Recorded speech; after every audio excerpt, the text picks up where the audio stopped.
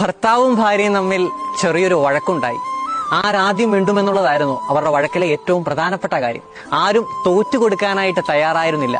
എങ്കിലും ഭർത്താവിന് അതിരാവിലെ ഒരു സ്ഥലം വരെ പോകാനുള്ളത് കൊണ്ട് ഭാര്യയുടെ കിടക്കയിൽ ഒരു ചെറിയൊരു കുറിപ്പിൽ ഇപ്രകാരം എഴുതി വെച്ചു: നാളെ രാവിലെ 6:30 എന്നെ വിളിക്കണം. എന്നിട്ട് സുഖമായി നീണ്ടു നിവർന്ന് കിടന്നുറങ്ങി. അടുത്ത ദിവസം രാവിലെ ഭർത്താവ് എഴുന്നേൽക്കുമ്പോൾ സമയം 10 മണി. അവള് കാണിച്ച നെറുകേടിന് അവളെ ഭസ്മമാക്കിയിട്ടേ ഉള്ളൂ എന്ന മട്ടിൽ ഭർത്താവ് തുനിഞ്ഞിറങ്ങുമ്പോൾ കട്ടിലിന് മുകളിൽ മറ്റൊരു ചെറിയ കുറിപ്പ്: ചേട്ടാ, എഴുന്നേൽക്ക്, സമയം 6 മണിയായി. സ്നേഹപൂർവ്വം, സ്വന്തം ഭാര്യ. ചില തോറ്റുകൊടുക്കലും വിട്ടുകൊടുക്കലും ജീവിതത്തിൽ ഉണ്ടാകുമ്പോഴാണ് കുടുംബജീവിതം അത്രമേൽ സുന്ദരമായി തീരുന്നത്. വേണ്ടപ്പെട്ടവർ മുമ്പിൽ നിങ്ങൾ തോറ്റുകൊടുക്കുമ്പോൾ നിങ്ങൾ ചെറുതാവുകയല്ല, മറിച്ച് അവരുടെ മുമ്പിൽ നിങ്ങൾ വലുതാവുകയാണ് ചെയ്യുന്നത്. ദൈവത്തിന്റെ വചനം പറയുന്നു, സർവോപരി നിങ്ങൾക്ക് പരസ്പരം ഗാഢമായ സ്നേഹം ഉണ്ടായിരിക്കട്ടെ. കാരണം സ്നേഹം നിരവധി